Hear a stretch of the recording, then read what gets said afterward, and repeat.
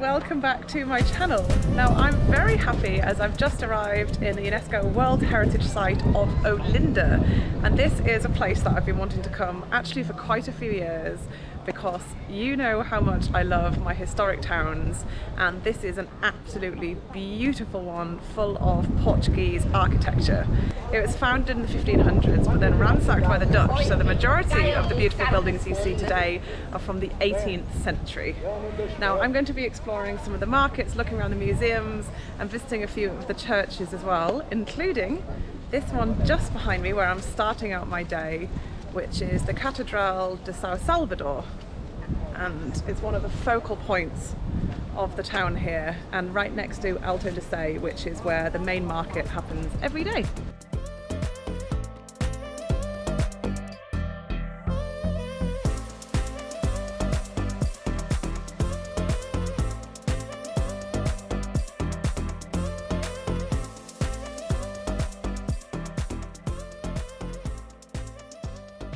Although Carnival in Rio de Janeiro is probably the most famous worldwide, there's another one which needs to get some recognition, which is the Carnival in Recifé and Olinda.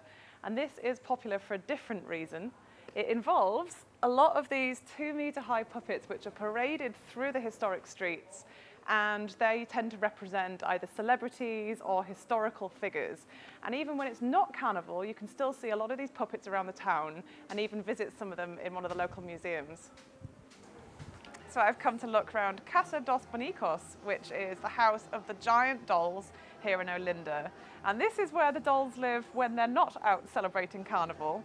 It's obviously one of the most popular tourist spots in the town. It only costs about $1 to get in, and for a lot of people it's a chance to experience a little bit of Carnival, even if you can't make it for the official dates. So these are just some of the very impressive and ever so slightly freaky puppets or giant figurines that are used in Carnival here in Olinda.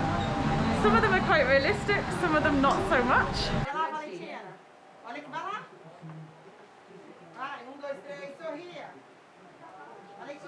This guy is absolutely terrifying. His eyes are so realistic. I definitely wouldn't want to be left alone with this guy at night time.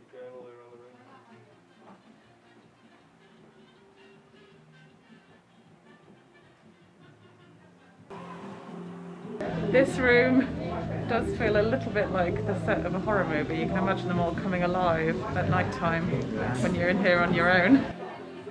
So just in front of the cathedral is Alto da Sé, one of the main market areas. During the day it's quite casual, lots of vendors selling trinkets on this side, and then on the other side, even more fun, there's lots of food stalls. A lot of the stalls seem to sell quite similar things, and there's definitely a lot of tapioca, but then another dish that seems to be quite popular as well is called acarajé, and this is popular throughout Brazil and also in the Caribbean. It's a dish made up of fritters, which are made from cowpeas, also called black-eyed peas, and then served with this paste, which is made from onions, cashews, bits of shrimp as well, and then it's topped with more shrimp.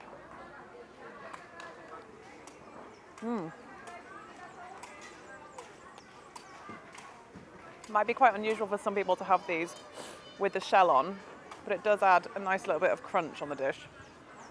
So the nearest big city is called Recifé, which is only 6 kilometers away, and there's a lot of viewpoints in Olinda, like this one here, where you can see the skyscraper skyline whilst you're stood in this beautiful historic town. So it's quite interesting seeing the comparison between the two.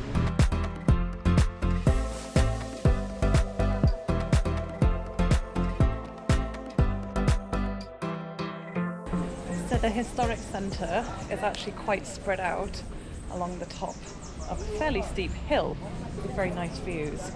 So I'm just walking along from the main market square now towards some of the other streets where there's quite a lot of bars and restaurants. It gets quite busy in the evenings.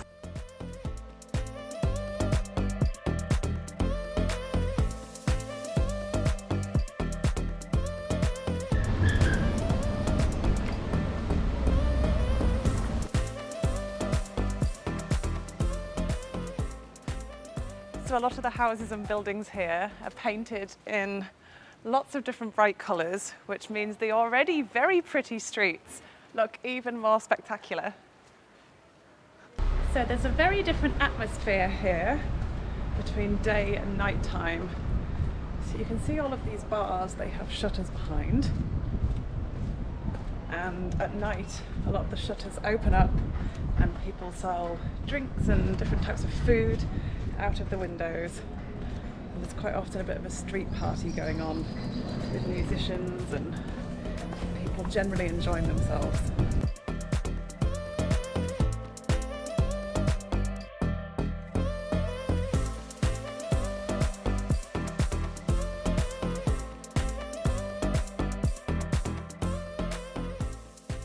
Another one of the town's beautiful churches is Igreja de Carmo, just behind me here. This was built in 1588 and is a UNESCO site as well.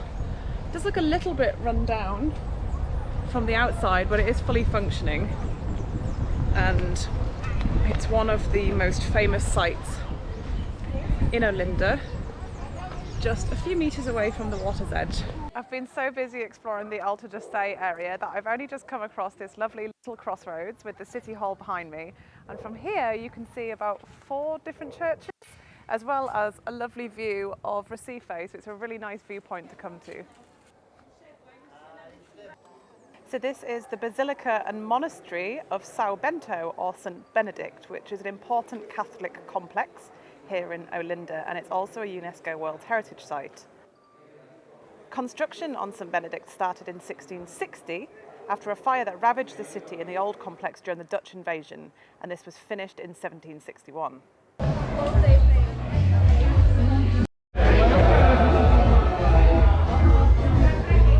it's my final evening in Olinda, and I'm ending it with a couple of cocktails at one of the lovely cocktail bars here in the old town.